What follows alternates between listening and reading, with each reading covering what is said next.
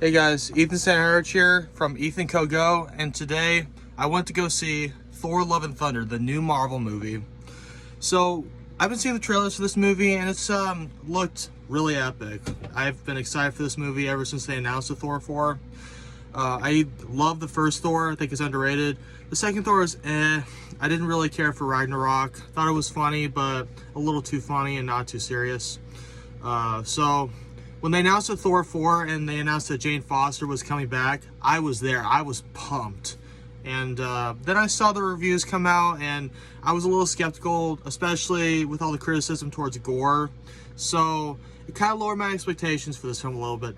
I went to go see it tonight, and let me tell you guys, Thor Love and Thunder fucking slaps.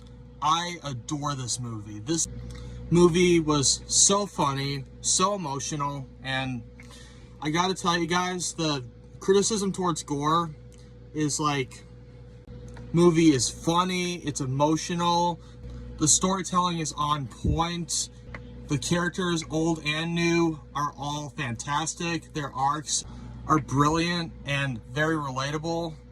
This movie honestly has one of the most interesting and complex villains in the MCU. I'm not kidding. Gore is actually really relatable, and you totally side with him at the beginning especially. Now, I don't like that he takes his evil too far, but you totally understand where he's coming from. I'm not going to spoil anything, but let's just say at the beginning, you totally understand why Gore is the way he is. So, I really don't get why a lot of people are trashing Gore. I know Gore doesn't exactly look like he does in the comics, but not everything has to be like the comics in a superhero movie. Thor himself is a big deviation from how he is in the comics. So, in my opinion, Gore works as a villain. And come on guys, you got to admit that he's a lot better than Malekith. I mean, he's at least memorable. One thing I really like about this movie is it doesn't need to reference every single MCU movie in the entire MCU. Like, it has a very confined story and it just does its own thing, and it focuses on the journey that the characters are on, and it doesn't rely too much on past events from the MCU. And I think the more the Marvel movies do that, the better they'll be. A lot of people are saying that the MCU is declining, but I don't think so. I think they're only getting better and better. I really like a film that doesn't have to reference another film in order for it to be entertaining or grab audience's attention. But possibly the best thing that this movie does is develop the relationship between Thor and Jane.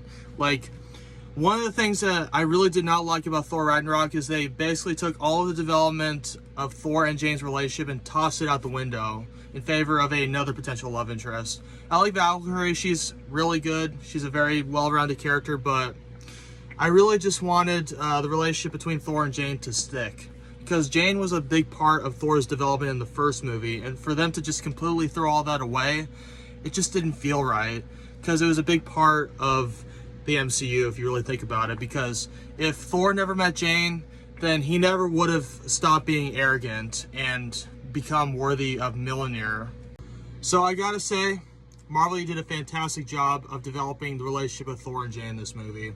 Really proud of you. So overall guys, Thor Love and Thunder is an absolute blast. Go down to the theater right away to go see it if you haven't already. Not as good as Top Gun Maverick in my opinion. I still think that that's a little bit better, but it's pretty damn close. It's definitely one of the funniest Marvel movies I've seen in a while. And I actually quite like Doctor Strange in the Multiverse of Madness. I know a lot of people didn't, but I actually find that film to be extremely fun and zany, just like a Marvel movie should be, along the lines of Ant-Man and the Wasp and the first Doctor Strange.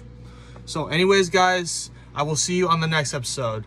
And I gotta say guys, right now, Thor Love and Thunder is a way better movie than Lightyear. Go see Thor Love and Thunder instead of Lightyear. I know that I'm being a little bit cruel to Lightyear, but just don't waste your money on Lightyear. It's just a waste of money. Go see something worthwhile. Anyways guys, I'm gonna stop bashing Lightyear from now on. I will see you guys on the next episode. Take care.